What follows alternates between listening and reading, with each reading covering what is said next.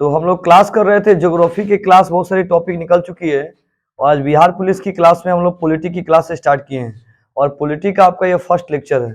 देखिए, आप बिहार पुलिस की तैयारी कर रहे हैं, आपको ये भी पता होना चाहिए कि पॉलिटी जो है आपके लिए बहुत इंपॉर्टेंट है, क्योंकि जिसके लिए आप वर्दी पहन रहे हैं, जिसकी तैयारी आप कर रहे हैं, सेम कंडीशन उसके लिए ही है ये चीज। ठीक है, आप पॉलिटी को खूब ध्यान से पढ़िए और इसको समझिएगा। फर्स्ट लेक्चर है पॉलिटी में, आपको ज्यादा नहीं पढ़ना है, बहुत कम लेक्चर है आपका। टोटल पॉलिटी में सारे बच्चे जो ऑनलाइन भी क्लास कर रहे होंगे, पॉलिटी में मेरा टोटल लेक्चर जो है 15 गो लेक्चर आएगा और 15 गो ही लेक्चर में ही एग्जाम में उससे संबंधित क्वेश्चन पूछे जाएगा। बहुत सारे टीचर का वीडियो आएगा, 30 गो 40 गो वीडियो आएगा, समझिए कि पूरा छपवा देगा सब। अब पता चले कि उसमें से क्या याद आएगा, याद करे, क्या पूछेगा क्या नहीं पूछे, कोई लिमिट नहीं हो। लेकिन आपको पॉलिटी में मात्र मेरा 15 गो लेक्चर आएगा। आप 15 गो लेक्चर का वीडियो ध्यान से देखिएगा, आपको सारी चीजें उसी के अंदर से सवाल पूछे जाएंगे, उसी से क्वेश्चन आएगा। नहीं आएगा तब हमसे बात कीजिएगा। चलिए स्टार्ट करते हैं। पॉलिटी का फर्स्ट लेक्चर है आपका और ये तो आज का क्लास एकदम इंपोर्टेंट ही है। इसमें से एक क्वेश्चन आपका बनता है, एकदम याद रखिएगा। पॉलिटी में हम लोग पढ़ने वाले संविधान की अनुसूचियां, तो संविधान की अनुसूचियां ध्यान से देखिए।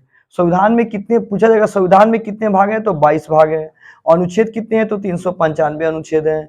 फिर पूछा जाएगा अनुसूची कितने हैं, तो 12 है। प्रारंभ में कितने थे, प्रारंभ मतलब शुरू में कितने थे, तो कितने थे, 8 थे। और वर्तमान मतलब अभी कितने हैं, 12 हैं। तो लगभग सबको याद हो गया कि भाग कितने हैं संविधान में, 22। अनुच्छेद कितने हैं, 395। और अनुसूची कितने हैं, 12। पहले कितने थे, अभी कितने हैं, 12। ठीक है ना, पहले 8 थे। ये कंप्लीट हो गया, याद हो गया आपको। ऑब्जेक्टिव क्वेश्चन यहाँ से आपका बनता है। फिर आपका सवाल आता है कि अब यहां से हम लोग समझेंगे अनुसूची। अनुसूची में पहला अनुसूची के बारे में हम लोग ध्यान से पढ़ेंगे और इसको ध्यान से तैयारी करेंगे कि अनुसूची का बारे क्या है। तो हम लोग पढ़ने वाले हैं अनुसूची। अब अनुसूची में देखेंगे कि अनुसूची 12 को अनुसूची क्या है, खूब ध्यान से समझिएगा। हर टॉपिक बहुत अच्छे से समझाया जाएगा। देखिए, पहला टॉपिक है अनुसूची का पहला नंबर, भारत राज्यों का एक संघ है। भारत राज्यों का संघ है। देखिए, आपको ये नेमिंग याद होना चाहिए कि कौन कितने नंबर पे आता है, यही आपका बहुत इंपॉर्टेंट है कि पूछा जाएगा भारत के राज्यों का एक संघ है, किस में आएगा, भाग में आएगा, अनुच्छेद में आएगा, अनुसूची में आएगा। तो आपको पता होना चाहिए अनुसूची पढ़ रहे हैं हम लोग, 12 को अनुसूची, और कंप्लीट करेंगे अनुसूची को। ठीक है ना, तो भारत राज्यों का एक संघ है, अनुसूची 1 नंबर में आएगा। अब जानते हैं भारत राज्यों का संघ का मतलब क्या है, एक यूनियन है। यूनियन का मतलब सबको मिला के रखा हुआ है, सबको मिला के रखा हुआ। आया समझ में, सभी राज्य एक साथ काम करते हैं। सभी राज्यों को कौन चलाते हैं, हमारे राष्ट्रपति और प्रधानमंत्री। राष्ट्रपति और प्रधानमंत्री ही उसको क्या करते हैं, चलाते हैं। इसलिए ये राज्यों का क्या है, संघ है। दूसरा देखते हैं, 2 नंबर में आता है वेतन। क्या आता है, वेतन। आपको पता होना चाहिए जो जितने भी भारत के जितने भी कर्मचारी काम करते हैं तो उनका एक वेतन दिया गया है कि इसका इतना वेतन है, इनका इतना वेतन है, इनका इतना वेतन है। ठीक है, तो वेतन कितने नंबर पे आते हैं, 2 नंबर पे। तीसरा नंबर पे क्या आता है, शपथ। क्या आता है, शपथ। शपथ का मतलब क्या होता है कि जैसे कि हम जब किसी आप बिहार पुलिस में सेलेक्ट हुए तो आपको गीता पे या ऐसे की कसम खिलाए जाएंगे कि हम संविधान के नियम का पालन करेंगे, हम जो भी कार्य करेंगे संविधान के अंदर, संविधान के दायरे में ही हम काम करेंगे। आया समझ में। या जो मुख्यमंत्री होते हैं या प्रधानमंत्री होते हैं, राष्ट्रपति, जब वो अपने सत्ता पे बैठते हैं और अपने काम कार्य को करते हैं तो उनको पहले सबसे पहले संविधान के नियम का पालन करना सिखाया जाता है। ठीक है, तो ये आपका शपथ हो गया। चौथा आता है राज्यसभा में सीटों की संख्या। हर एक राज्यसभा में अलग अलग सीटें, हर एक राज्यसभा में सीटें क्या है, अलग अलग है। लेकिन बिहार राज्य में सीटों की संख्या कितनी है, 16। कितनी है, 16। और हम बिहार के स्टूडेंट और बिहार की एग्जाम है, तो ये याद रखना कि बिहार में सीटों की संख्या कितनी है, 16। तो ऐसे ये क्रमानुसार नेमिंग बहुत इंपॉर्टेंट है आपके लिए। आगे देखते हैं क्या है, एससी एसटी के लिए विशेष प्रावधान। एससी एसटी का मतलब जो एससी जाति और एसटी जाति के लिए इनको विशेष छूट दिया गया, विशेष अधिकार दिया गया इनको। इसमें समझ में आ रहा ना, ये किसके माध्यम से है, बाबा साहब भीमराव अंबेडकर के माध्यम से है। बाबा साहब भीमराव अंबेडकर के माध्यम से एसटी एसटी को विशेष छूट, विशेष इसका अधिकार दिया गया है। अगला आता है पूर्वोत्तर। 6 नंबर में पूर्वोत्तर, असम, मेघालय, त्रिपुरा, मिजोरम को विशेष प्रावधान दिया गया। मतलब जानते हैं ये क्या, ये अत्यधिक बाढ़ग्रस्त वाले क्षेत्र हैं। और दूसरा चीज क्या कि भूकंप, आपदा, प्राकृतिक आपदा संबंधित ये क्षेत्र हैं, इसलिए इनको क्या दिया गया, विशेष अधिकार दिया गया है। इसमें अब बिहार जो ना, बिहार की जो सरकार है वो भी कह रही है कि हमको विशेष अधिकार दिया जाए, विशेष छूट दिया जाए। वो भी इसी के लिए मतलब अपनी आवाज को बुलंद कर रहा है, आवाज उठा रहा है कि बिहार को विशेष छूट की दायरा में रखा जाए, क्योंकि बिहार की कौन सी नदी है, कोसी नदी। बिहार में भी अधिकांश क्या होती है, बाढ़ें आती हैं, अधिकांश बाढ़ें आती हैं और सूखा होता है, सूखा और बाढ़ से ये पीड़ित है, बिहार भी बहुत ज्यादा पीड़ित है। अगला आता है शक्ति का विभाजन। शक्ति के विभाजन को 4 भागों में बांटा गया है। एक आता है आपका संघ सूची, राज्य सूची, समवर्ती सूची और अवशिष्ट। अवशिष्ट सूची बोले या अवशिष्ट बोल सकते हैं। संघ क्या होता है, संघ सूची के अंदर केंद्र सरकार की कामें आती है, जितनी केंद्र सरकारें काम करेगी उसको संघ सूची के अंदर रखा गया है। राज्य सूची, इसके अंदर राज्य सरकार की कामें आती है, हर राज्य अपने अपने अलग कार्य को करते हैं। इसके बाद समवर्ती सूची, इसमें यहाँ लिखा गया दोनों। दोनों का मतलब क्या है कि समवर्ती सूची में केंद्र सरकार और राज्य सरकार दोनों का अधिकार है कार्य करने का। अगर केंद्र सरकार काम नहीं कर रहा है तो राज्य सरकार उस पर मतलब दखल अंदाजी करेगा, अगर राज्य सरकार काम नहीं कर रहा है तो केंद्र सरकार उस पर दखल अंदाजी कर सकता है, इसीलिए इसमें समवर्ती सूची में दोनों को रखा गया है। अवशिष्ट में क्या आता है, अवशिष्ट में केंद्र सरकार ही आते हैं, अवशिष्ट में केंद्र सरकार ही आते हैं। अब सवाल ये आएगा, ऑब्जेक्टिव में क्वेश्चन पूछ देगा कि संघ सूची में कितने कार्यों को रखा गया, तो संघ सूची में 100 कार्य आते हैं, 100 कार्य दिया गया है केंद्र सरकार को। राज्य सूची में कितने, तो प्रारंभ में 66 थे, लेकिन अभी वर्तमान में कितने हैं, 61 है।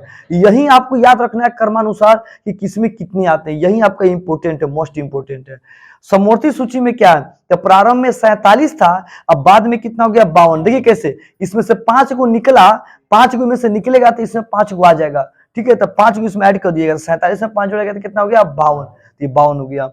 अवशिष्ट में क्या आता है, इन्फिनिटिव है। इन्फिनिटिव का मतलब अनंत, इसके अंदर बहुत सारी कामें दी गई है, या ये भी बोल सकते हैं कि संविधान बनने के बाद जितनी भी नए नए काम, जितनी भी नए नए चीजें आएंगी वो सभी अवशिष्ट सूची में डाली जाएगी। एग्जाम में पूछ देगा संविधान बनने के बाद जो भी नया नया चीज आएगा या नया नया नियम लागू होगा उसको कहाँ रखा जाएगा, अवशिष्ट सूची में। कहाँ रखा जाएगा, अवशिष्ट सूची में रखा जाएगा। अब हम लोग को यह समझना है कि संघ सूची में कौन से काम आते हैं। एग्जाम में अगर ये पूछ देगा कि संघ सूची में केंद्र सरकार को बड़े बड़े कामों को सौंपा गया है। बड़े बड़े काम का मतलब हो गया, जैसे देखिए बैंकिंग, जितनी बैंकिंग होती है, बैंकिंग से भारतीय स्टेट बैंक के समझ रेलवे, भारतीय स्टेट बैंक, ये जितनी बड़ी बड़ी कामें हैं ये सब केंद्र सरकार को रखा गया है, केंद्र सरकार के हाथ में दी गई है। और दूसरा आता है राज्य सूची। राज्य सूची के अंदर छोटी छोटी कामें दी गई है, जैसे राज्य का काम है, बिहार राज्य की पुलिस अपनी अलग है, हर राज्य की अपनी अपनी क्या है, अलग अलग पुलिस प्रशासन की व्यवस्था है। समझ में आ गया। और अब आइए, हमको गांव में रोड बनवाना है, इसके लिए केंद्र सरकार थोड़ी आएगा काम, गांव में रोड बनवाने के लिए, इसको राज्य अपना काम करेगा। गांव में अस्पताल खुलवाना है या अस्पताल बैठाना है तो इसमें कौन आएगा, राज्य सरकार अपनी अपनी स्थापना करेगी। अब सरकारी विद्यालय खोलना, प्राइमरी, मिडिल, हाई स्कूल, 10+2, समझ में, ये सब स्कूलें खोलना है, ये केंद्र सरकार नहीं काम करेगा, राज्य सरकार। राज्य सरकार छोटे छोटे कामों करती है, जबकि केंद्र सरकार बड़े बड़े, रेलवे बड़ा बजट हो गया, समझ, बैंक बहुत बड़ा बजट हो गया, ये सब किसकी काम है, केंद्र सरकार की काम है।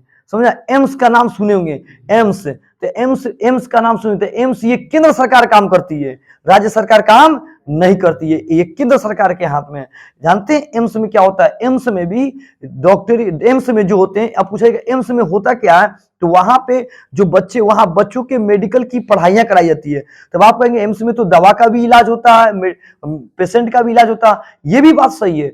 जानते हैं क्या होता है, वहां पे ऐसी भी व्यवस्था दी गई है कि जो बच्चे पढ़ाई करते हैं उनकी प्रैक्टिकल के लिए वहां पे ये भी व्यवस्था दी गई है कि जो पेशेंट आते हैं उनको उसको इलाज कराया जाता है, सिखाया जाता है कि इस पेशेंट को कैसे ठीक किया जाएगा। तो एम्स में दोनों तैयारी होती है, एक पढ़ाने का कार्यक्रम और जो डॉक्टर वहां पढ़ाते हैं वो आके वो क्या करते हैं, अलग उनकी व्यवस्था दी गई कि आप मरीजों का इलाज करें ताकि वो चीज भुलाए नहीं, ट्रीटमेंट को भुलाए नहीं।